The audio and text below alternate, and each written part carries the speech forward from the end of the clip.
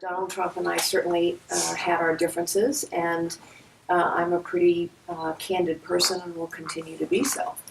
On the other hand, he is our president, and he won fair and square.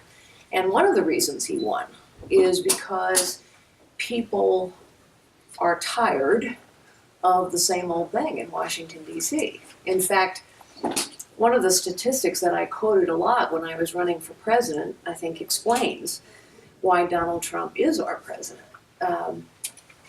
Gallup has been doing a survey for decades now, and what they find in that survey is that 80% of the American people now think the federal government has grown so bloated that it is incompetent, corrupt, and allows problems to fester. And I think there's loads of evidence of that. And 80% of them also believe that we've developed a professional political class in this country, of both parties, that cares more about its position and privilege than on getting the people's work done. And so if that's how people feel, by the way, that means it's not just Republicans, it's Democrats, it's independents, it's men, it's women, it's young, it's old, it's a lot of people. 80% is a big number. What that says is that people say, you know what, we don't want more big government and we don't want more politicians, we want change. Here's the thing that I know about change. Real change, to actually challenge the status quo, requires a shock to the system. I've led a lot of change in my life. You need a shock to the system. You can't put the patient into cardiac arrest, but you got to have a shock to the system. Donald Trump is a shock to the system, and he is determined to make real changes. And those folks who voted for him, and there are a lot of them here in Kansas in particular, are expecting him to challenge the system a little bit. So we're not even 3 weeks into it. I'd say it's a good thing to give the man a chance. There is an appetite that is nonpartisan for change and reform. People think the solutions may be different, but Bernie Sanders and Donald Trump tapped into the same frustration. They have very different proposed solutions, but they tapped into the same frustration. And the basic frustration, and by the way, I've spent years out with voters all across the country.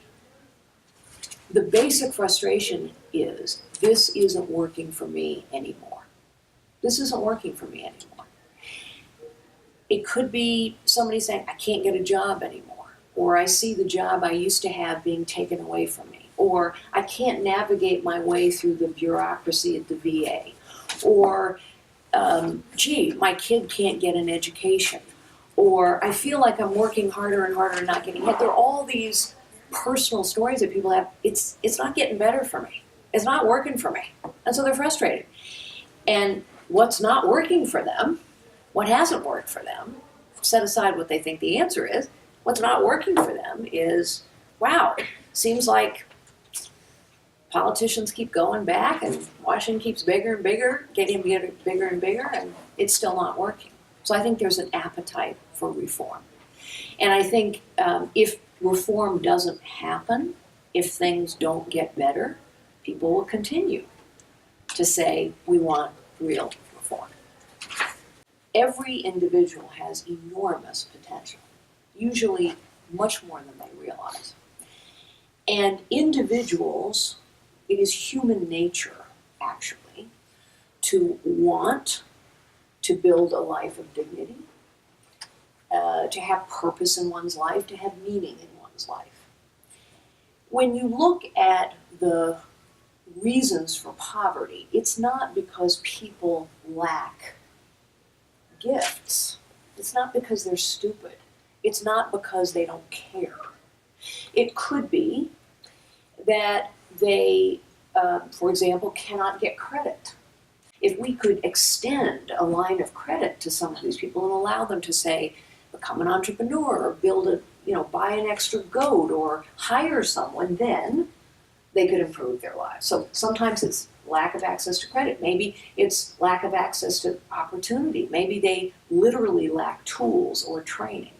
And I think one of the things we have to think about from a policy point of view is Are we creating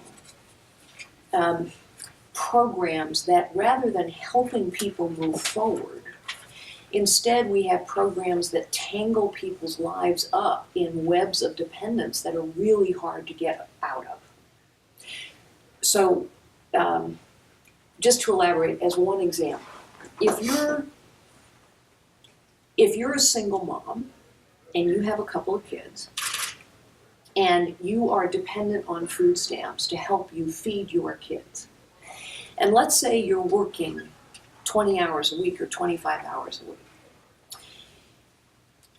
let's say you have a wonderful opportunity to work 40 hours a week, or maybe 50 hours a week, or maybe you have an entrepreneurial opportunity because somebody gives you a line of credit. In too many cases, you will lose your access to food stamps when you move forward in your life. But if you're that single mom, you think to yourself, wow, this is a huge risk. What if I lose my job? What if this doesn't work for me? Then all of a sudden, I don't have this program that I've come to depend upon. Yeah, people need a helping hand, absolutely. But we need to rethink our programs, I believe, so that as people move forward in their lives and take risks and try and improve their situation, we reward them for doing so, instead of having them face a situation where they feel the risks are just too much for them to bear. I think one of our biggest problems in this country is that we have too much money, too much power, too much decision-making in Washington, D.C. I say that not as a political matter. I say that based on my business experience. When you get too much money, power, and decision-making concentrated in too few hands for too long, I don't care if it's a corporate headquarters or Washington, D.C., you're going to have that money wasted, that power abused, and those decisions be less than ideal. So while I believe that there is funding, absolutely, that ought to flow out of Washington and come to a state, I also believe that funding needs to be accompanied by more decision-making authority closer to the people impacted by those decisions. There are so many examples where the federal government is spending money and the people who need the money don't have it. Education is a great example.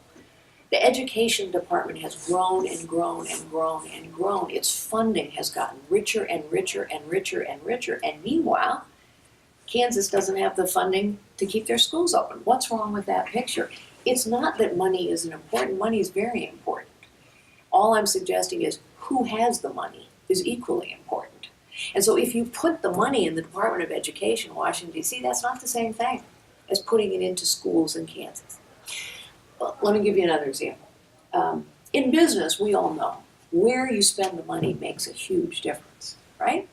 You can put your money in customer service, or you can put your money in administration and corporate headquarters. And the dollar spent in those two places has a much different impact.